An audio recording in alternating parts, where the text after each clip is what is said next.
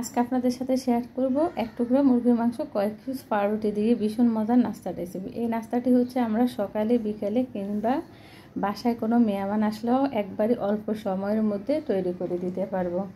আর বাচ্চারা তো খুবই পছন্দ করবে। তো ভিডিওটি না টেনে পুরোটা দেখার অনুরোধ রইল। আসসালামু আলাইকুম, আশা করি আল্লাহর রহমতে সবাই ভালো আছেন।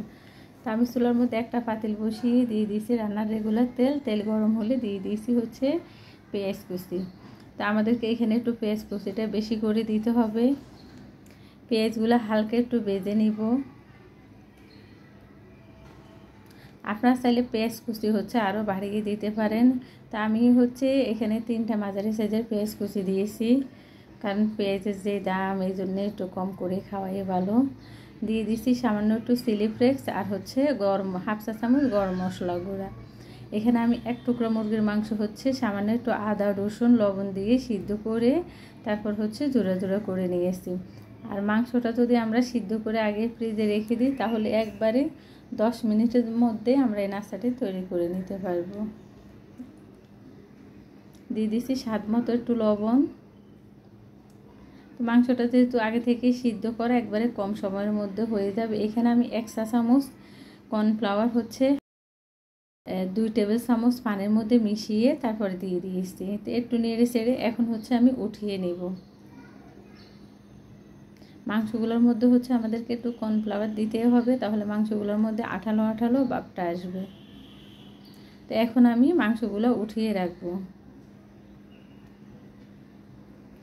এখানে আমি কয়েক পিস পাউরুটি নিয়েছি। তো এই পাউরুটিগুলো হচ্ছে ছোট ছোট পিস, আর যদি বড় পিসের পাউরুটি হয় তাহলে আপনারা 3 পিস করে একটু কেটে নেবেন। আমি নিয়ে নেব 2টি ডিম। ডিমের মধ্যে সামান্য একটু লবণ দিয়ে ভালো করে ফেটিয়ে নেব। দিয়ে দিচ্ছি 2 চা চামচ পানি। পানির পরিবর্তে আপনারা চাইলে এখানে দুধও দিতে পারেন। তো যারা আমার চ্যানেলে নতুন তারা প্লিজ চ্যানেলটি সাবস্ক্রাইব করবেন। আর যারা সবসময় পাশে আছেন তাদেরকে জানাই মন থেকে অনেক অনেক ধন্যবাদ ও ভালোবাসা। আমি হচ্ছে যে মুরগির মাংস দিয়ে যে পুর তৈরি করেছি ওইগুলো হচ্ছে পাউরুটির মধ্যে দিয়ে দিব। আপনারা হচ্ছে দেখে বুঝে নেবেন আমি কিভাবে দিচ্ছি। আসলে আমরা এখন বর্তমানে যে পরিস্থিতিতে যাচ্ছি, আমরা সবাই যারা হচ্ছে বাসা থেকে বের হতে পারি না, আমরা গৃহিণী যারা আছি তারা সবাই বাসায় থেকে বাচ্চাগুলোর জন্য দোয়া করব। আল্লাহ যেন এদেরকে বাচ্চাগুলোকে হেফাজত করে, রক্ষা করে, নেক হায়াত দান করে। আসলে বলার ভাষা নাই। আমি তো আমার চোখে অনেকগুলো মৃত্যু দেখেছি। ওরা তো ঘুমাইতে পারি না। তো আমি যে 2টা ডিম ফেটিয়েছি ওই ডিমের মধ্যে হচ্ছে পাউডারটি পিছনের সাইড চুবিয়ে নিয়েছি, আর উপর থেকে একটু চামচ দিয়ে ডিম দিয়ে দিব।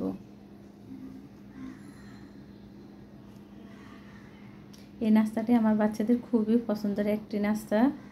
এখন আমি হচ্ছে তেলের মধ্যে ভেজে নেব।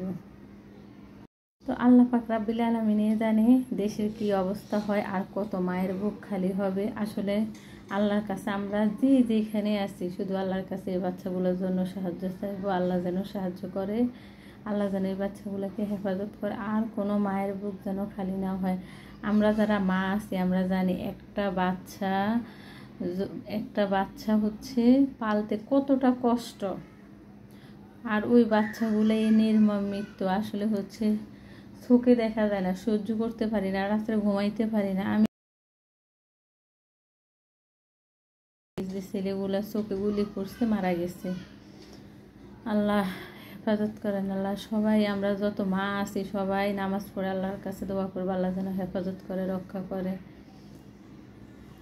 তা আমি হচ্ছে আপনারা দেখেছেন উপর থেকে একটু ডিম ছড়িয়ে দিয়েছি, তাহলে একটু জালি জালি লাগবে। উল্টিয়ে হচ্ছে বেশি বাছতে হবে না ওই পিঠ, তাহলে মুরগির মাংসগুলো শক্ত শক্ত হয়ে যাবে। এখন আমি উঠিয়ে নেব। তা আমি একইভাবে সবগুলো পাউরুটি ভেজে নিব। একবার এই প্রসেসে এই নাস্তাটি বাসায় তৈরি করে খাবেন।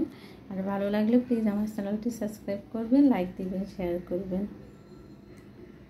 আমরা হচ্ছে খুব কম সময়ের মধ্যে খুবই অল্প উপকরণের মধ্যে এই নাস্তাটি তৈরি করে নিতে পারবো। বিশেষ করে বাচ্চারা তো খুবই পছন্দ করবে, কারণ বাচ্চারা মুরগির মাংস খেতে খুবই পছন্দ করে।